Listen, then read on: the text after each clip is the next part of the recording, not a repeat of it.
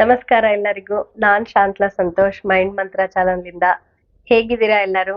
ನಾನು ಈ ದಿನ ಮಹಿಳೆಯರಿಗೆ ಅಂದ್ರೆ ಯಾರೆಲ್ಲ ಮದ್ವೆ ಆಗಿರುತ್ತೋ ಅವರಿಗೆ ಓದ್ಬೇಕು ಅಂತ ಆಸೆ ಇರುತ್ತೆ ಹಲವರಿಗೆ. ಆದ್ರೆ ಓದಕ್ಕಾಗಲ್ಲ. ಹೇಗ್ ಓದ್ಬೇಕು ಅಂತ ಒಂದು ಐಡಿಯಾ ಕೊಡ್ಬೇಕು ಅನ್ಕೊಂಡಿದೀನಿ. ಆ ಕೆಲವು ಅಂಶಗಳನ್ನ ಎಲ್ಲರ ಜೊತೆಗೆ ಶೇರ್ ಮಾಡ್ಕೋಬೇಕು ಅನ್ಕೊಂಡಿದೀನಿ. ಹಾ, ಹಲವಾರು ಮಹಿಳೆಯರು ಮದ್ವೆ ಆದ್ಮೇಲೆ ನಮ್ಗ್ ಓದಕ್ಕಾಗಲ್ಲ, ನಾನ್ ಪದವಿ ಮುಗಿಸ್ಕೋಬೇಕು ಅನ್ಕೊಂಡಿದ್ದೆ. ಆದ್ರೆ ಅದು ಕಂಪ್ಲೀಟ್ ಆಗಿಲ್ಲ. ಅದು ಅರ್ಧಕ್ಕೆ ನಿಂತೋಗಿದೆ. ನನ್ ಪದವಿನೂ ಸಹ ನಾನು ಪಡ್ಕೊಂಡಿಲ್ಲ ಅಂತ ಬೇಜಾರಲ್ಲಿರ್ತಾರೆ. ಆಮೇಲೆ ಪದವಿ ಆದವ್ರು ಮುಂದೆ ನನ್ಗ್ ಓದಕ್ ಆಸೆ ಇದೆ, ಆದ್ರೆ ನನ್ಗ್ ಓದಕ್ ಆಗ್ತಾ ಇಲ್ಲ. ನನ್ ಟೈಮ್ ಸೆಟ್ ಆಗ್ತಾ ಇಲ್ಲ. ನನ್ ದಿನಚರಿಯಲ್ಲಿ ನಾನು ಸ್ವಲ್ಪ ಹೊತ್ತು ಓದ್ಬೇಕು ಅಂತ ಆಸೆ ಇದೆ ಅಂತ ಹಲವಾರು ಹುಡುಗಿಯರಿಗೆ, ಮಹಿಳೆಯರಿಗೆ, ಆಮೇಲೆ ಓದಕ್ಕೆ ಆಸೆ ಇರೋರ್ಗೆ ಓದಕ್ ಆಗ್ತಾ ಇರಲ್ಲ ಎಷ್ಟೊಂದ್ ಸಾರಿ. ಆದ್ರೆ ಈಗ ಹಲವಾರು ಕಾಲೇಜಸ್ ಅಂದ್ರೆ ಓಪನ್ ಯೂನಿವರ್ಸಿಟೀಸ್ ಇದೆ, ಕಾಲೇಜ್ಗಳಿದೆ. ನಿಮ್ಗೆ ಈವ್ನಿಂಗ್ ಸಹ ಅಂದ್ರೆ ಸಾಯಂಕಾಲನೂ ಸಹ ನೀವು ಹೋಗಿ ಅಲ್ಲಿ ಓದ್ಕೋಬಹುದು ಈವ್ನಿಂಗ್ ಕಾಲೇಜಸ್ ಅಲ್ಲಿ. ಆಮೇಲೆ ನಾವು ಅಲ್ಲೇ ಹೋಗಿ ಅಂದ್ರೆ ಕಾಲೇಜ್ಗೆ ಹೋಗಿ ಓದ್ಬೇಕು ಅಂತಿಲ್ಲ. ಓಪನ್ ಯೂನಿವರ್ಸಿಟೀಸ್ ಎಷ್ಟೊಂದಿದೆ. ಸೊ ನಾವು ಆನ್ಲೈನ್ ಅಲ್ಲಿ ಚೆಕ್ ಮಾಡ್ಬಿಟ್ಟು ನಾವು ಯಾವ್ದಾದ್ರು ಕೋರ್ಸ್ ನಿಮ್ಗೆ ಇಷ್ಟ ಆಗಿರೋದು ಅದ್ರಲ್ಲಿ ಪದವಿ ಪಡ್ಕೋಬೇಕು, ಮುಂದೆ ನಾನು ಓದ್ಬೇಕು ಅನ್ನೋ ಆಸೆ ಇರೋರಿಗೆ, ಮಹಿಳೆಯರಿಗೆ ತುಂಬಾ ಉಪಯೋಗ ಆಗತ್ತೆ. ಈ ಒಂದು ಬೇಜಾರು ಹಲವಾರು ಮಹಿಳೆಯರಿಗೆ ಇದೆ. ಹೆಂಗ್ ಓದ್ಬೇಕು ನಮಗ್ ಗೊತ್ತಿಲ್ಲ, ಆ ತರ ಎಲ್ಲ ಯೋಚನೆ ಮಾಡ್ತಾ ಇರ್ತಾರೆ. ಈಗ ಅಂದ್ರೆ ಮದ್ವೆ ಆದ್ಮೇಲೆ ಅಥವಾ ಮಕ್ಕಳಾದ್ಮೇಲೆ ಓದಕ್ಕೆ ಸ್ಟಾರ್ಟ್ ಮಾಡೋರು ಕೆಲವು ಅಂಶಗಳನ್ನ ನಿಜವಾಗ್ಲೂ ನೆನ್ಪಿಟ್ಕೋಬೇಕಾಗತ್ತೆ. ಆ ಕೆಲವು ಅಂಶಗಳು ಯಾವ್ಯಾವು ಅಂದ್ರೆ, ದಿನದ ಕೆಲವು ಸಮಯಗಳನ್ನ, ಕೆಲವು ಗಂಟೆಗಳನ್ನ ನೀವು ಓದಕ್ಕೆ ಸೀಮಿತವಾಗಿ ಇಟ್ಕೋಬೇಕಾಗತ್ತೆ. ಅಂದ್ರೆ ಪ್ರತಿನಿತ್ಯ ಅದೇ ಒಂದು ಸಮಯಕ್ಕೆ ಓದೋದು ಅಂತಲ್ಲ. ದಿನದಲ್ಲಿ ಬೆಳಗ್ಗೆ, ಮಧ್ಯಾಹ್ನ ಇಲ್ಲ ಸಾಯಂಕಾಲ ನಿಮಗೆ ಯಾವಾಗ ಆಗುತ್ತೋ ಓದುವ ಒಂದು ಕ್ರಿಯೆ ಅದು ನಡೀತಾನೆ ಇರ್ಬೇಕು. ನಿಮ್ಗೆ ಅಂದ್ರೆ ಪದವಿ ತಗೊಳ್ಬೇಕು ನಾನು ಚೆನ್ನಾಗಿ ಅಂಕದ ಜೊತೆಗೆ ಅಂತ ಆಲೋಚನೆಯಲ್ಲಿದ್ರೆ. ಈ ಒಂದು ಓದುವ ಅಭ್ಯಾಸ ಒಂದೇ ಸರಿ ಶುರು ಮಾಡಿದ್ರೆ ತುಂಬಾ ಕಷ್ಟ ಆಗತ್ತೆ. ಯಾಕೆ ಅಂದ್ರೆ ಮಕ್ಕಳಿರುವ ಮಹಿಳೆಯರಿಗೆ ಮತ್ತು ಮದುವೆ ಆದವರಿಗೆ ಅವರ ದಿನಚರಿಯಲ್ಲಿ ಬಹಳ ಸಮಯ ಕುಟುಂಬದ ಜೊತೆ ಒಂದು ಕೆಲಸ ಕಾರ್ಯಗಳಲ್ಲಿ ತೊಡಗಿರ್ತಾರೆ. ಸೊ ಆದಷ್ಟು ಬೆಳಗ್ಗೆ ಕೆಲಸ ಕಾರ್ಯಗಳು ಮೊದಲಾಗುವ ಮೊದಲೇ ಎದ್ದು ಒಂದು 45 1 ಅವರ್ ಎವ್ರಿ ಡೇ ಓದ್ಕೊಂಡ್ರೆ ತುಂಬಾ ಅದ್ರಿಂದ ನಮ್ಗೆ ಉಪಯೋಗ ಇರುತ್ತೆ. ಯಾಕೆ ಈ ವಿಷಯ ಹೇಳ್ತಾ ಇದ್ದೀನಿ ಅಂದ್ರೆ, ಹಲವಾರು ಚಟುವಟಿಕೆಗಳು ಮನೆಯಲ್ಲಿ ಇರುತ್ತೆ ದಿನನಿತ್ಯದ ನಮ್ಮ ಕಾರ್ಯಗಳಲ್ಲಿ. ಸೊ ನಮಗೊಂದೊಂದ್ಸರಿ ಓದಕ್ ಆಗಲ್ಲ. ಸೊ ಆಗೇನಾಗತ್ತೆ, ನಾವು ಓದಿಲ್ಲಲ್ಲ ಅನ್ನುವ ಒಂದು ಭಾವನೆ, ಬೇಜಾರು ನಮ್ಮ ಹತ್ರ ಇರುತ್ತೆ. ಸೊ ನಾವು ಆದಷ್ಟು ಬೆಳಗ್ಗೆ ನಮ್ಮ ದಿನಚರಿ ಸ್ಟಾರ್ಟ್ ಆಗೋಕಿನ ಮುಂಚೆನೆ ಅಂದ್ರೆ ಕೆಲಸ ಕಾರ್ಯಗಳು, ಅಡಿಗೆ ಮಾಡೋದಿರ್ಲಿ, ಮಕ್ಕಳನ್ನ ನೋಡ್ಕೊಳ್ಳೋದು, ಶಾಲೆಗ್ ಕಳ್ಸೋದು, ಈ ತರ ಅಂದ್ರೆ ಮತ್ತೆ ಆಫೀಸ್ಗೆ ಹೋಗೋದು ನಾವು ಸಹ, ಈ ತರ ಇರೋದ್ರಿಂದ ನಾವು ಆದಷ್ಟು ನಮ್ಮ ದಿನವನ್ನ 1 ಗಂಟೆ ಮುಂಚೆ ಸ್ಟಾರ್ಟ್ ಮಾಡಿದ್ರೆ, ಅಂದ್ರೆ ನಾವು 5 ಗಂಟೆಗೆ ಎದ್ದೇಳ್ತಾ ಇದೀವಿ ಇವಾಗ ಅಂದ್ರೆ 4 ಗಂಟೆಗೆನೆ ಎದ್ದು ಒಂದ್ ಸ್ವಲ್ಪ ಹೊತ್ತು ಎವ್ರಿ ಡೇ ಅಂದ್ರೆ ದಿನನಿತ್ಯ ನಾವು ಓದ್ಕೊಂಡ್ರೆ ನಮಗ್ ನಿಜವಾಗ್ಲೂ ಓದುವ ಒಂದು ಅಭ್ಯಾಸ ರೂಢಿ ಆಗತ್ತೆ.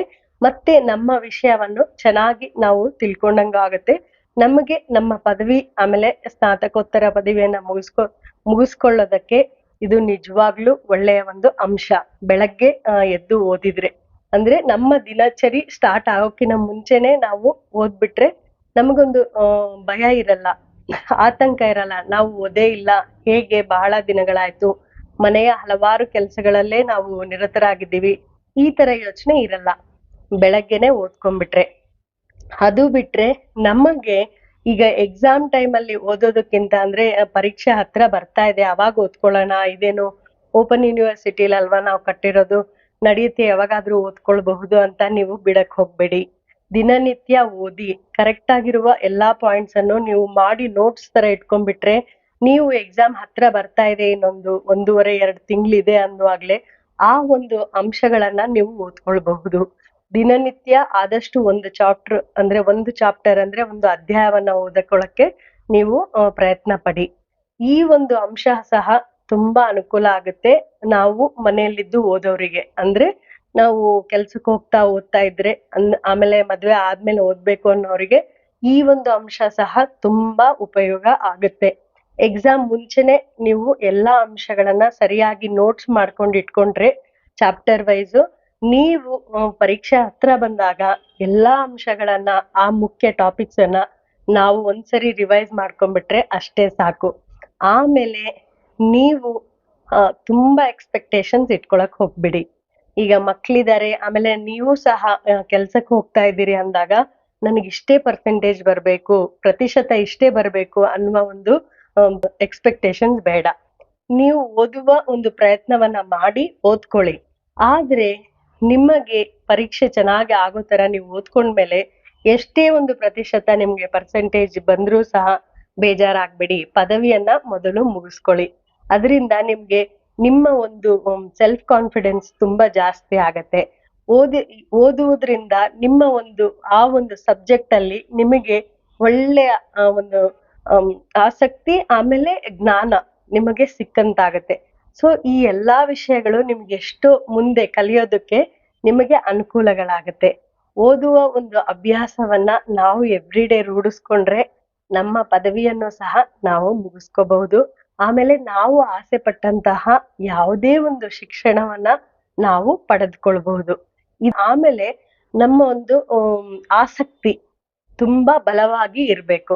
ನಾವು ಈ ಪದವಿಯನ್ನ ಮುಗಿಸ್ಲೇಬೇಕು, ನನಗೆ ಈ ಪದವಿ ಇಷ್ಟ, ನಾನು ಇದನ್ನ ನಿರಂತರವಾಗಿ ಅಭ್ಯಾಸ ಮಾಡಿ ಅಧ್ಯಯನವನ್ನ ಮಾಡಿ ನಾನು ಮುಗಿಸ್ಕೊಳ್ಬೇಕು ಅನ್ನುವ ಒಂದು ಆಸಕ್ತಿ ನಿಮ್ಮ ಹತ್ರ ಇರ್ಬೇಕು. ಸೊ ಅದರ ಒಂದು ಈಡೇರಿಸ್ಕೊಳ್ಳೋದಕ್ಕೆ ಅಂದ್ರೆ ಪದವಿಯನ್ನ ಪಡೆದುಕೊಳ್ಳಕ್ಕೆ ನೀವು ಸತತ ಪ್ರಯತ್ನ ದಿನನಿತ್ಯದಲ್ಲಿ ಇರ್ಬೇಕು. ಇದರಿಂದ ನೀವು ಆದಷ್ಟು ನಿಮ್ಮ ವಯಸ್ಸು ಮತ್ತು ನೀವು ಏನೇ ಕೆಲಸ ಮಾಡ್ತಿರ್ಲಿ ಸಹ ನಿಮಗೆ ಪದವಿ ಪಡ್ಕೊಳಕ್ಕೆ ಯಾವುದೇ ಅಡ್ಡಿ ಆತಂಕಗಳು ಬರೋದಿಲ್ಲ.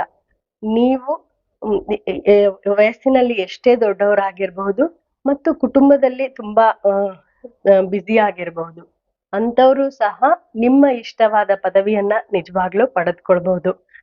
ನನಗೆ ಓದಕ್ ಆಗಿಲ್ಲ, ಆಮೇಲೆ ನಾನ್ ಮುಂದೆ ಓದ್ಬೇಕಾಗಿತ್ತು, ನಾನು ಪದವಿ ಪಡ್ಕೊಳ್ಬೇಕಾಗಿತ್ತು, ಸ್ನಾತಕೋತ್ತರ ಪದವಿ ಪಡ್ಕೊಳ್ಬೇಕಾಗಿತ್ತು ಅಂತ ಹಲವಾರು ಮಹಿಳೆಯರು ಆಲೋಚನೆ ಮಾಡ್ತಾ ಇರ್ತಾರೆ, ಬೇಜಾರಾಗ್ತಾ ಇರ್ತಾರೆ.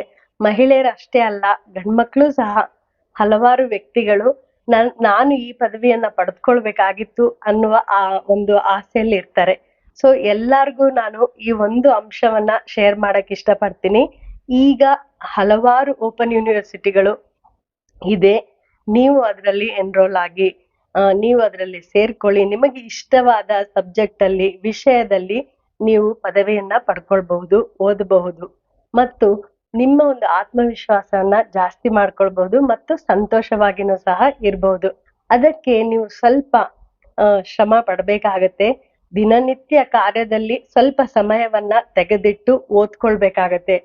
ಓದ್ಕೊಂಡ್ರೆ ಮಾತ್ರ ನಿಮಗೆ ಒಳ್ಳೆಯ ಒಂದು ರಿಸಲ್ಟ್ ಸಿಗುತ್ತೆ ಓದೋದಾದ್ಮೇಲೆ.